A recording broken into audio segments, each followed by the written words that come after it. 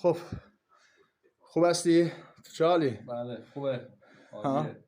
الان کجا میکشه ستون بدنمو. آره قشنگ میکشی یا نه؟ این رفیقمون تو فیلمم هستش که یه 2-3 ماه پیش بود که رهاسازی انجام دادم. الان بستیم به امید خدا. ببینیم ان شاءالله چی میشه. الان چطور شدی الان؟ خوبم. بشین الان. نه الان بشین. فقط اون جای انگشتم درد میکنه درسته؟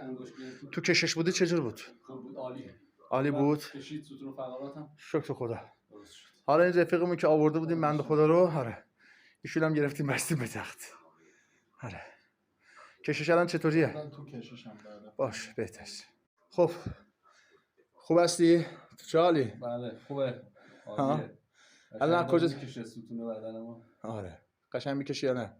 این رفیقمون تو فیلمم هستش که یه 2-3 ماه پیش بود که رهاسازی انجام دادم. الان بستیم به امید خدا. ببینیم ان شاءالله چی میشه. خب الان نجره. الان گت دال. ياخذ نقد فرقله میشه. فرق بیزره؟ kemerden çok fark eder. بیزره فرقلدی فرقلدی. Yox. Dizi necr oldu? Dizi mənə bizlərə fark edir. Fark edir ha.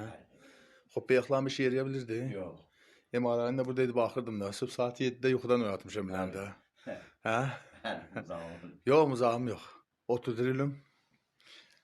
Belə ki, yox, o cür. Belə ki Allah, dur yaxşı.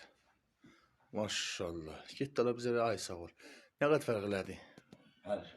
Yaxşı. میتونی الان بشینی؟ میتونی بشینی؟ خب بلند شو.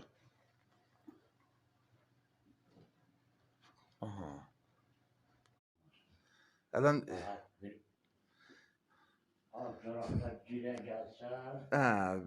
گیره gətirirəm, nigar olma. Nə qədər fərqli. Elan bax örgünkü filmindən elan filmin vardır. Çox fərqli. Xoş şükür Allah, elhamdülillah, elhamdülillah, şükür Allah, şükür Allah.